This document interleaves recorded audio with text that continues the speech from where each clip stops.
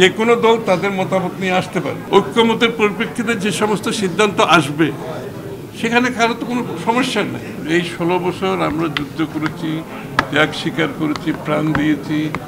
বাংলাদেশের মানুষ 16 কোটি মানুষ এর আন্দোলনের মাধ্যমে শেখ হাসিনাকে, স্বৈরাচারকে বিদায় করার উদ্দেশ্য ছিল একটা গণতান্ত্রিক পরিবেশ সৃষ্টি হবে, গণতান্ত্রিক প্রক্রিয়া চালু হবে, বাংলাদেশের জনগণ তাদের স্বাধীনভাবে কথা বলতে পারবে, দল গঠন করতে পারবে, তাদের মতামত প্রকাশ করতে পারবে, তাদের মতামত জনগণের কাছে নিয়ে যেতে পারবে।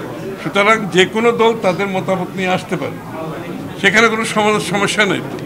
কিন্তু সেই মতামত যদি আমাদের সেই মতামতের সিদ্ধান্তে যখন আপনাকে আসতে হবে, মতামত তো সবারই থাকতে হবে। আমাদেরও 31 দফা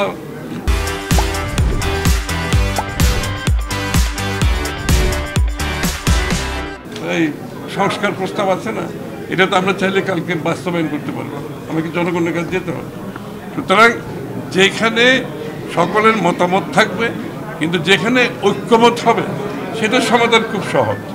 আর যেখানে ঐক্যমত হবে না সেটা আপনি জনগণের কাছে যেতে হবে। আগামী নির্বাচনে আপনার যে ইচ্ছা, আপনার যে প্রত্যাশা, আপনার যে চিন্তা, সেটা যদি আপনি বাস্তবায়ন করতে চান, সেটা যদি ঐক্যমতের মাধ্যমে না হয়, আপনাকে জনগণের কাছে যেতে হবে। আগামী নির্বাচন ম্যান্ডেট নিয়ে আসেন, সংসদে আসেন, সংসদে আলোচনা হবে, বিতর্ক হবে, সংসদে পাশ হবে। সোজা কথা, ঐক্যমতের পরিপ্রেক্ষিতে যে সমস্ত সিদ্ধান্ত আসবে সেখানে কারো তো কোনো সমস্যা নেই। কিন্তু আমি এটা প্রস্তাব করছি, এটা হতে হবে, এটা করতে হবে, এই ধরনের মন মানসিকতা যদি থাকে, তাহলে তো আমরা আবার শেখ হাসিনার কথা মনে পড়ে যাবে, তাই না?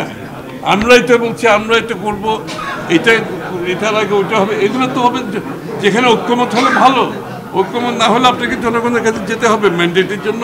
আগামী নির্বাচনে আপনি ম্যান্ডেটের জন্য যান জনগণের কাছে, জনগণ যাদেরকে ম্যান্ডেট দেবে সেগুলো বাস্তবায়ন হবে।